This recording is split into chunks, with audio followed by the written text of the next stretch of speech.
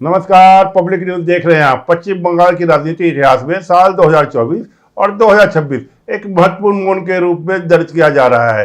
दर्शकों तक जिस राजनीति की पहचान चुनावी हिंसा, बूथ कैप्चरिंग और कटबनी संस्कृति से होती थी, वहां इस बार हवा बदली हुई नजर आ रही है। सर्वे के नतीजे और एग्जिट पोल के आंकड़े आने के बाद टीएमसी के खेमे में बेचैनी और बुखराहट साफ दिख रही है। टीएमसी के गुंडे लोगों को डरा धमका रहे हैं। पार्टी के बड़े नेताओं में भी बौखलाहट साफ नजर आ रही है। ममता बनर्जी, अभिषेक बनर्जी, महबूबा मित्रा और अन्य बड़े नेता लगातार बीजेपी और चुनाव आयोग पर आरोप लगा रहे हैं। वहीं पार्टी के अंदर विस्फोटक स्थिति है। यह केवल सत्ता जाने का डर नहीं, बल्कि उस सिस्टम के रहने की हताशा है जिसके दम पर वे वर्षों से राज कर रहे थे। पश्चिम बंगाल के इतिहास में संभवतः यह पहला अवसर है जब आम नागरिक बगैर किसी डर के, बगैर किसी दबाव या हिंसा के अपना वोट खुद डाला है।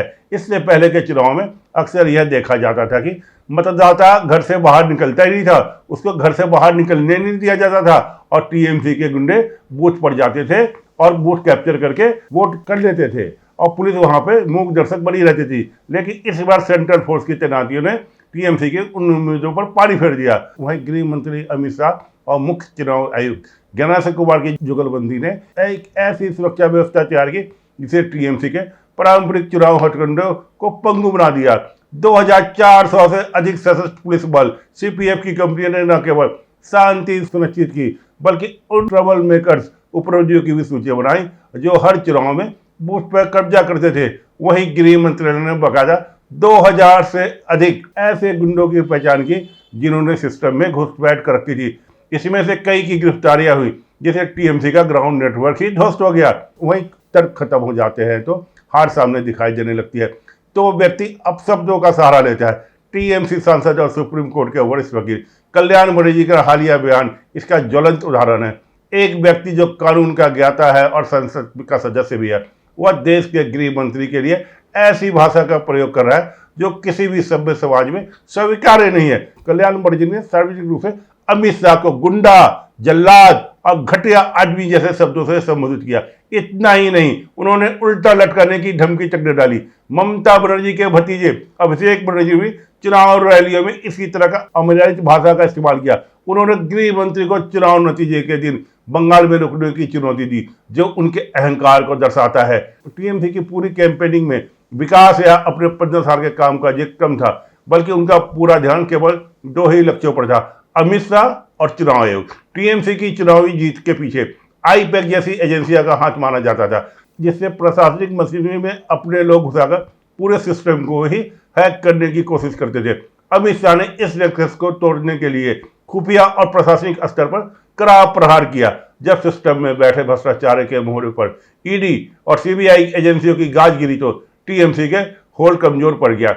यही कारण है कि टीएमसी के नेता अब इसे गुंडागर्दी कह रहे हैं। दरअसल उनके लिए कानून का पालन करना ही गुंडागर्दी बन गया है, क्योंकि वे वर्षों से कानून के ऊपर रहने की आदी हो चुके थे।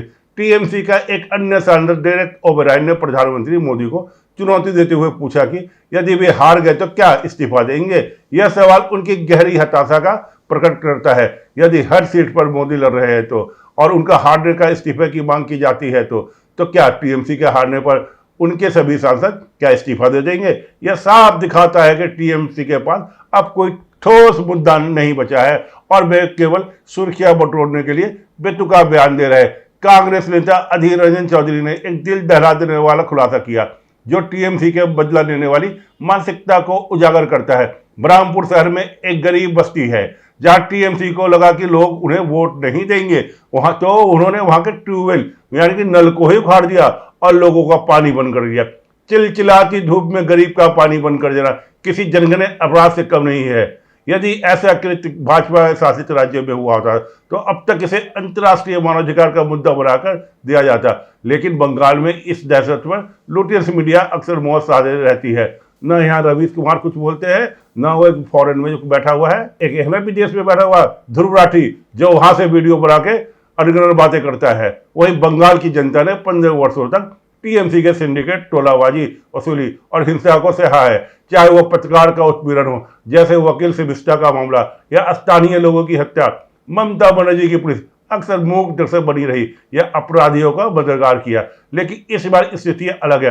यद्यपि कुछ गिरफ्तारियों पर रोक लगी, लेकिन कुल मिलाकर न्यायिक सक्रियता ने अपराधियों के मन में डर पैदा किया। जैसे ही 4 तारीख के नतीजे आएंगे, यह अंदेशा जताया जा रहा है कि बंगाल की पीड़ित जनता खुद इन अत्याचारी नेताओं को खदेड़ खदेड़ कर भगाएगी। जो नेता आज गृह मंत्री को गुंडा कह रहे, वे जल्द ही अपनी सुरक्षा के लिए उन्हीं सुरक्षा बलों के पीछे छिपते नजर आएंगे। कल्याण बनर्जी का बयान के बाद भाजपा ने कड़ी प्रतिक्रिया देते हुए इसे लोकतंत्र के लिए शर्मनाक बताया और चुनाव आयोग से कड़ी कार्रवाई की मांग की है। कल्याण बनर्जी अक्सर ही अपने विवादित बयानों को लेकर चर्चा में रहते हैं। वो कभी पीएम मोदी को चूहा तो कभी अपनी पार्टी सांसद को लेकर गलत बयानबाजी भी, और कभी उपराष्ट्रपति और राज्यसभा के सभापति रहने के दौरान जगदीप धनखड़ का संसद भवन के गेट पर नकल करना प्रमुख है। अमित शाह ने बंगाल में वह कर दिखाया है जो पिछले कई दशकों से असंभव माना जाता था। बिना डर के मतदान, टीएमसी की गाली गलौज और बौखलाहट इस बात का प्रमाण है कि उनकी राजनीतिक दुकान का शटर अब गिरने वाला है। कानून का डंडा जब गुंडागर्दी पर चलता है तो अपराधी उसे ही अन्याय कहने लगते हैं। कल्याण बनर्जी, डेरेक ओबरायन और खुद ममता बनर्जी को अब यह समझ लेना चाहिए कि बंगाल की जनता जाग चुकी है। बदतमीजी की भाषा और बदला लेने की राजनीति का अंत निकट है।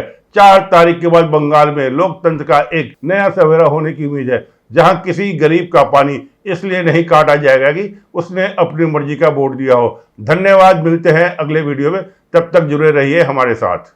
ताज़ा खबरों से जुड़े रहने के लिए हमारे चैनल को सब्सक्राइब करें और बेल आइकन को दबाना ना भूलें, ताकि हर खबर की नोटिफिकेशन आपको मिलती रहे।